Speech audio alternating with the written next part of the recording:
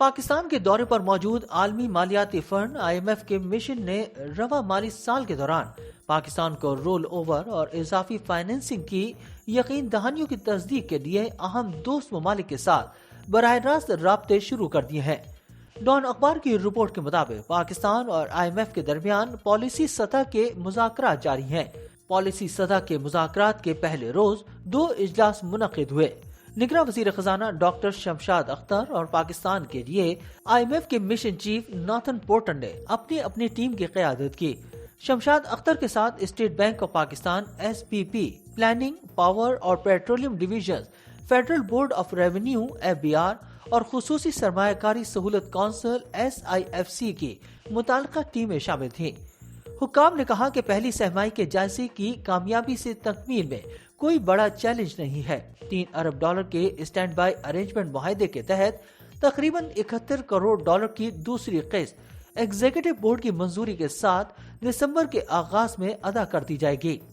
تاہم IMF mission نے رواں مالی سال کے دوران تقریباً $28 ارب کے بیرونی ضروریات کی فائنینسنگ کو لاحق خطرات کے بارے میں اپنے خدشات کا اظہار کیا ہے۔ حکام نے بتایا کہ IMF مشن نے گزشتہ روز اسلام آباد میں سفارت خانے کے ذریعے ایک اہم دوست ملک کے ساتھ مالی اعانت کے وعدے کے بارے میں بات چیت کی، جس نے انہیں یقین دہانی کروا دی کہ اسی طرح 15 نومبر کو پالیسی مذاکرات ختم ہونے سے قبل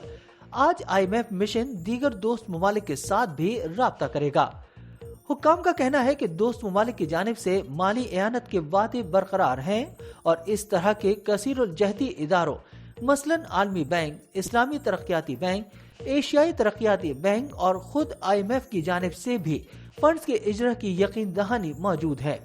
تاہم ذرائع نے نشاندہی کی کہ عالمی اقتصادی حالات اور مالیاتی منڈیوں میں بے یقینی کے پیش نظر رواں مالی سال کے دوران تقریباً $5 ارب مالیت کے تجارتی قرضے اور تقریباً $1.5 ارب کے طے شدہ بین الاقوامی بانڈز کے حوالے سے غیر یقینی ہو سکتی ہے، حتیٰ کہ اگر اس طرح کے فنڈ دستیاب ہو جاتے ہیں تو فائنینسنگ کے اخراجات کا چیلنج موجود رہے گا۔ باخبر ذرائع نے بتایا کہ IMF مشن نے پالیسی سطح کے مذاکرات میں SIFC کے تحت پالیسیوں سے متعلق معاملات پر بحث کی، کیونکہ حکام کو اس کے ذریعے غیر ملکی فنڈنگ کا ایک اہم حصہ متوقع ہے۔